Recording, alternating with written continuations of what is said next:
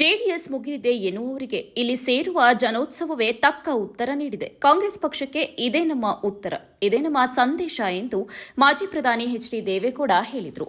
ನಗರದ ಭುವನಹಳ್ಳಿ ಸಮೀಪ ನಡೆದ ಜೆಡಿಎಸ್ ಬೆಳ್ಳಿ ಹಬ್ಬದ ಸಂಭ್ರಮ ಬೃಹತ್ ಜನತಾ ಸಮಾವೇಶದಲ್ಲಿ ಮಾತನಾಡಿದ ಅವರು, ಜೆಡಿಎಸ್ ಹಾಗೂ ರೇವಣ್ಣ ಕುಟುಂಬವನ್ನು ಮುಗಿಸಲು ನಡೆದ ಎಲ್ಲ ಕುತಂತ್ರಗಳನ್ನು ರಾಜ್ಯದ ಜನರು ನೋಡಿದ್ದಾರೆ.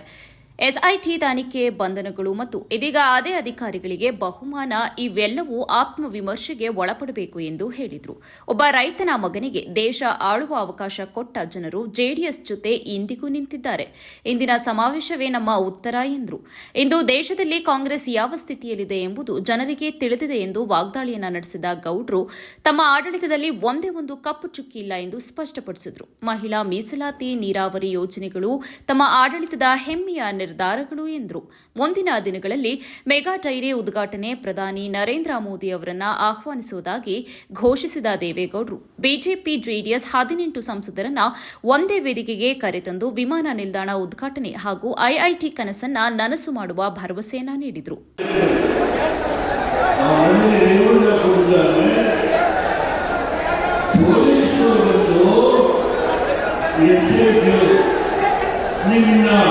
ಅರೆಸ್ಟ್ ಮಾಡಿದ್ದೀವಿ, ಬನ್ನಿ.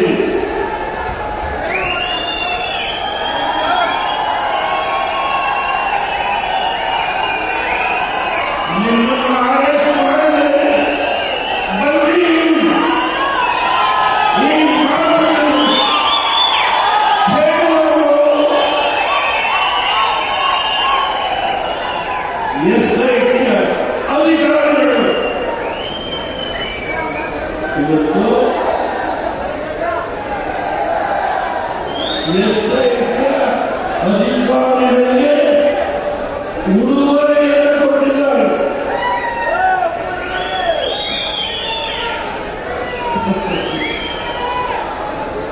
ಈ ರಾಜ್ಯದ ಆಡಳಿತದ ಚುಕ್ಕಾಣಿಯನ್ನು ಹಿಡಿದಿರ್ತಕ್ಕಂಥ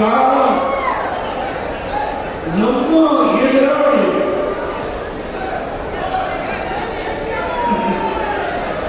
ಹೇಳ್ತಾರೆ,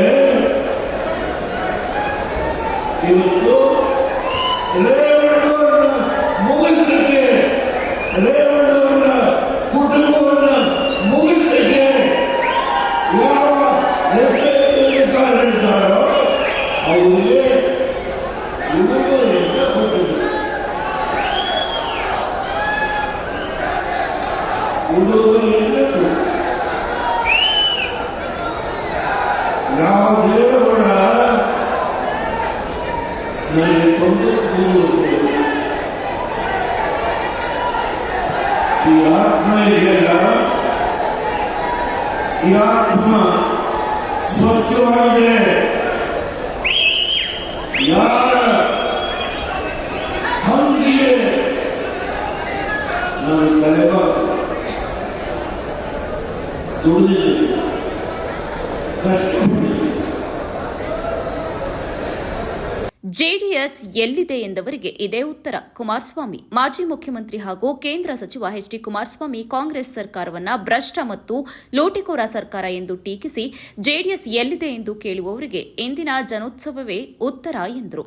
ನಮ್ಮ ತಪ್ಪಿನಿಂದ ಗೆದ್ದ ಸಂಸದರೊಬ್ಬರು ನಮ್ಮ ಬಗ್ಗೆ ಟೀಕಿಸಿ ಮಾತನಾಡುತ್ತಾರೆ. ಪರೋಕ್ಷವಾಗಿ ಸಂಸದ ಶ್ರೇಯಸ್ ಪಟೇಲ್ ವಿರುದ್ಧ ಗುಡುಗಿದ ಕುಮಾರಸ್ವಾಮಿ, ಈ ಹಿಂದೆ ದೇವೇಗೌಡರನ್ನ ಪುಟ್ಟಸ್ವಾಮಿಗೌಡ ಹೊಳೆನರಸೀಪುರದಲ್ಲಿ ಸೋಲಿಸಿದ್ದನ್ನ ನೆನಪಿಸಿಕೊಂಡು ಅದೊಂದು ಕಾವೇರಿ ತೀರದ ಜನರಿಗೆ ಆದ ಸೋಲು ಎಂದು ಬಣ್ಣಿಸಿದರು. ಸಕಲೇಶಪುರ, ಬೇಲೂರು ಭಾಗದಲ್ಲಿ ವನ್ಯಜೀವಿ ಹಾವಳಿ ತಡೆಗೆ ಕೇಂದ್ರ ಸರ್ಕಾರದಿಂದ ಹೆಚ್ಚುವರಿ ಅನುದಾನ ಸಮಸ್ಯೆ ಬಗೆಹರಿಸುವ ಬಗ್ಗೆ ಮಾತನಾಡಿದರು.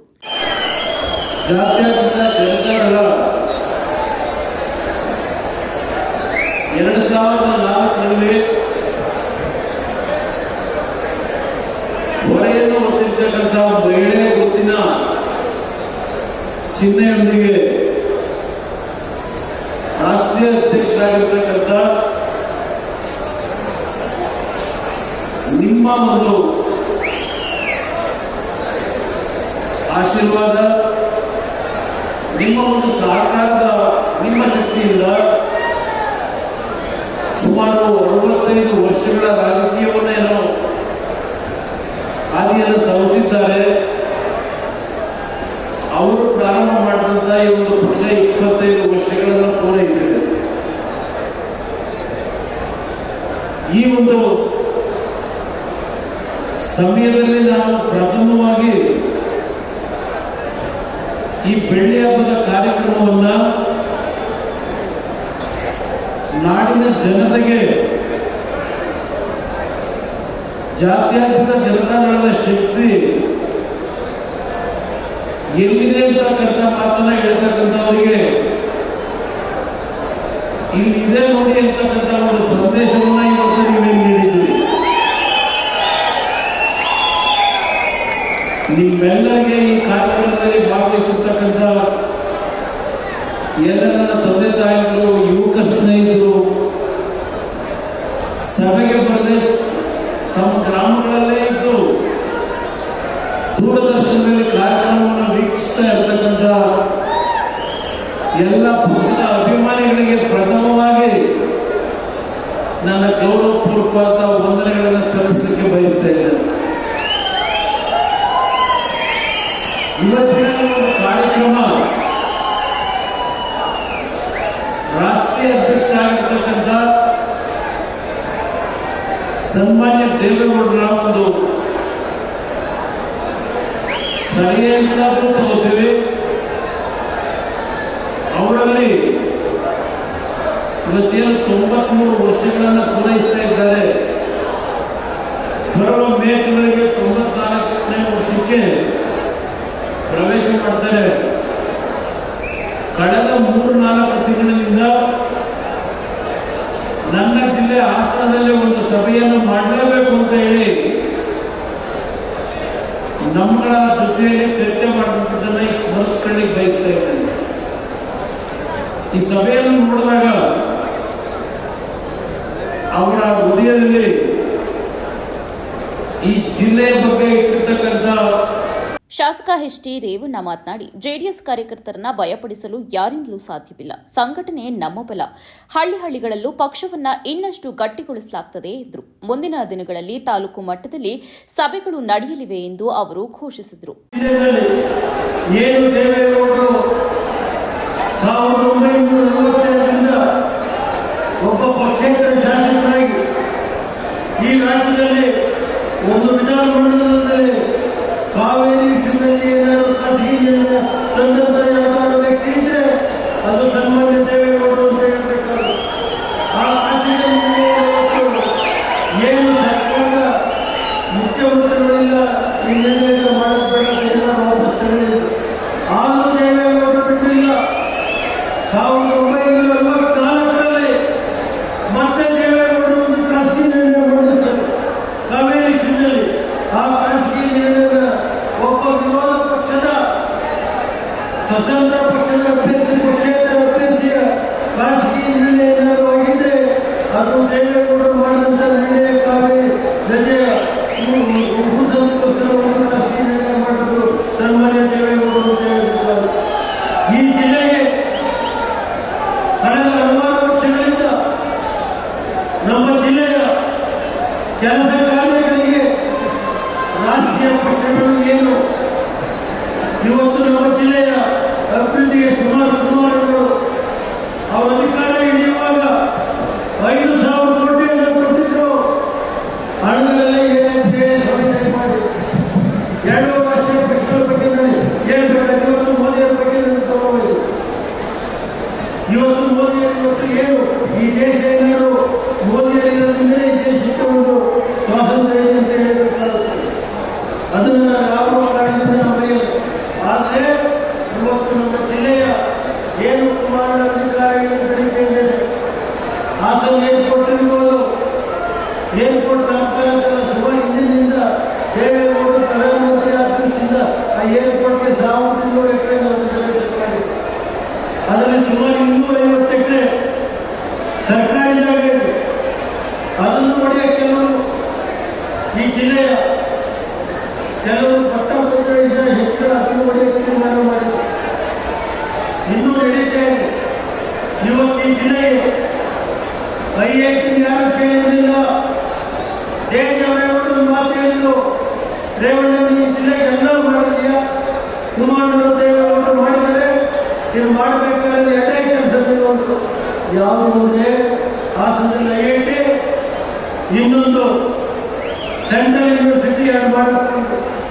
ದೇವೇಗೌಡರು ಇಟ್ಕೊಂಡು ನಾನು ಅರ್ಜುನ್ ಸಿಂಗ್ ಇರ್ಬೋದು, ಅರ್ಜುನ್ ಸಿಂಗ್ ಅವ್ರ ಹತ್ರ ಹೋಗಿ ಅವ್ರು ಹೆಚ್ಚಾಗಿ ಮಿನಿಸ್ಟ್ರಿ ಅವತ್ತಿನ ದಿವಸ ಈ ಜಿಲ್ಲೆಗೆ ಯಾವ ರಾಜ್ಯದಲ್ಲಿ IIT ಕೇಳಿರಲಿಲ್ಲ. ಬೇಕಾದ್ರೆ ಹೇಳಿ ಇವತ್ತು ಯಾರು IIT ಕೇಳಿದರೆ ರಾಜಕೀಯ ಸ್ಥಾನದಲ್ಲಿ ನಿವೃತ್ತಿ ಆಗ್ತದೆ.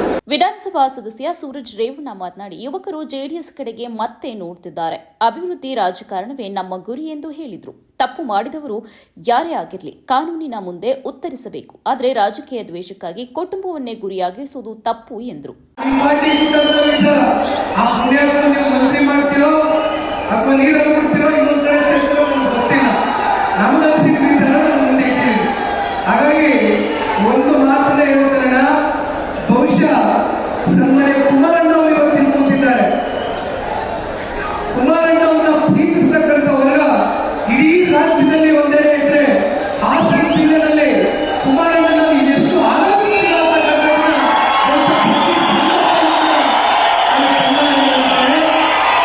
ಕುಮಾರಣ್ಣ ಅವರು ಮೊದಲನೇ ಬಾರಿ ಮುಖ್ಯಮಂತ್ರಿಗಳಿದ್ದಾಗ ಸನ್ಮಾನ್ಯ H. ಡಿ. ರೇವಣ್ಣ ಸಾಹೇಬ್ ಅವರ ಜೊತೆಯಲ್ಲಿ ಸಚಿವ ಸಂಪುಟದಲ್ಲಿ ಮಂತ್ರಿಗಳಿದ್ದಾಗ ಸನ್ಮಾನ್ಯ ಕುಮಾರಣ್ಣ ಅವರ ಜೊತೆಯಲ್ಲಿ ಕೂತು ಹಾಸನ ಜಿಲ್ಲೆಗೆ ಇಡೀ ರಾಜ್ಯಕ್ಕೆ ಇವತ್ತು ಕುಮಾರಣ್ಣ ಅವರು ಬಹುಶಃ ಕಳೆದ 20 ವರ್ಷ ಆಗಿದೆ. 20 ವರ್ಷದಿಂದ ಕೊಡಬೇಕಾಗ್ತಾ ಇರ್ತಕ್ಕಂಥ ಕೊಡುಗೆಗಳು ಇವತ್ತು ಶಿಕ್ಷಣ ಕ್ಷೇತ್ರದಲ್ಲಿ ಡಿಗ್ರಿ ಕಾಲೇಜುಗಳಿರ್ಬೋದು, ಹೈಸ್ಕೂಲ್ಗಳಿರ್ಬೋದು, ನಾನಾ ರೀತಿ ಕಾಲೇಜುಗಳು ಇವತ್ತು ಐತಿಹಾಸಿಕವಾದಂಥ ಒಂದು ತೀರ್ಮಾನ ತರತಕ್ಕಂಥದಕ್ಕೆ ಒಂದು ಕಡೆ ರೇವಣ್ಣ ಅವರು, ಒಂದು ಕಡೆ ಸನ್ಮಾನ್ಯ ಕುಮಾರಣ್ಣ ಅವರು ತರತಕ್ಕಂಥ ನಿರ್ಣಯ ಬಹುಶಃ ಯಾವತ್ತಿಗೂ ಕೂಡ ಶಾಶ್ವತವಾಗಿ ಉಳಿಯುತ್ತೆ. ಪ್ರತಿ ಹೋಬಳಿ ಮಟ್ಟದಲ್ಲೂ ಕೂಡ ಇವತ್ತು ನಮ್ಮ ಮಕ್ಕಳುಗಳು, ಜಿಲ್ಲೆಯ ಮಕ್ಕಳುಗಳು ಓದಿ ವಿದ್ಯಾವಂತರಾಗಬೇಕು. ಓದಿ ವಿದ್ಯಾವಂತರಾಗಿ ಉನ್ನತವಾದಂಥ ಒಂದು ಸ್ಥಾನದಲ್ಲಿ ಸಮಾಜದಲ್ಲಿ ತಲೆ ಎತ್ಕೊಂಡು ಬದುಕತಕ್ಕಂಥ ಒಂದು ವಾತಾವರಣವನ್ನ ಇವತ್ತು ಹಾಸನ ಜಿಲ್ಲೆಯ ನನ್ನ ಯುವ ಸಮುದಾಯ ಅಣ್ಣ ತಮ್ಮಂದಿರಿಗೆ, ಅಕ್ಕ ತಂಗಿಯರಿಗೆ ಇವತ್ತು ಸನ್ಮಾನ್ಯ ಕುಮಾರಣ್ಣ ಅವರು, ರೇವಣ್ಣ ಅವರು ಇಬ್ರು ಸೇರಿ ಕೊಟ್ಟಿರ್ತಕ್ಕಂಥ ಕೊಡುಗೆಗಳನ್ನು ಮರೆಯಲಿಕ್ಕಾಗೋದಿಲ್ಲ. ಬಹುಶಃ ಮಾತನಾಡ್ತಕ್ಕಂಥದಕ್ಕೆ ಇನ್ನಷ್ಟು ಹಲವಾರು ನಾಯಕರುಗಳಿದ್ದಾರೆ. ಒಂದೆರಡು ವಿಚಾರವನ್ನ ಮಾತನಾಡಿ ನನ್ನ ಮಾತಿಗೆ ವಿರಾಮವನ್ನು ಕೊಡ್ತೀನಿ. ಸಮಾವೇಶದಲ್ಲಿ ಅರಕಲಗೂಡು ಶಾಸಕ ಎ. ಮಂಜು, ಚನ್ನರಾಯಪಟ್ಟಣ ಶಾಸಕ ಬಾಲಕೃಷ್ಣ, ಜಿಲ್ಲೆ ಹಾಗೂ ರಾಜ್ಯ ಮಟ್ಟದ ಹಲವು ನಾಯಕರು ಮಾತನಾಡಿದರು. ಈ ಸಂದರ್ಭದಲ್ಲಿ ಶಾಸಕರಾದ ಶಾರದಾಪುರಿ ನಾಯಕ್, ಕರಿಯಮ್ಮ, ಹರೀಶ್ ಗೌಡ, ಮಾಜಿ ಸಂಸದ ಮಲ್ಲೇಶ್ ಬಾಬು, H. ಟಿ. ಮಂಜು, ಮಾಜಿ ಸಚಿವರಾದಂತಹ DC ತಮ್ಮಣ್ಣ, ಸಾರಾ ಮಹೇಶ್, ಕೃಷ್ಣಪ್ಪ, YSV ದತ್ತ, ಬೋಜೇಗೌಡ, ಸುರೇಶ್ ಗೌಡ, ರಮೇಶ್ ಗೌಡ, HK ಕುಮಾರಸ್ವಾಮಿ, ಪುಟ್ಟರಾಜು, ಶಿವಶಂಕರ್ ಸೇರಿದಂತೆ ಹಲವಾರು ನಾಯಕರು ಹಾಗೂ ಕಾರ್ಯಕರ್ತರು ಇದ್ದರು.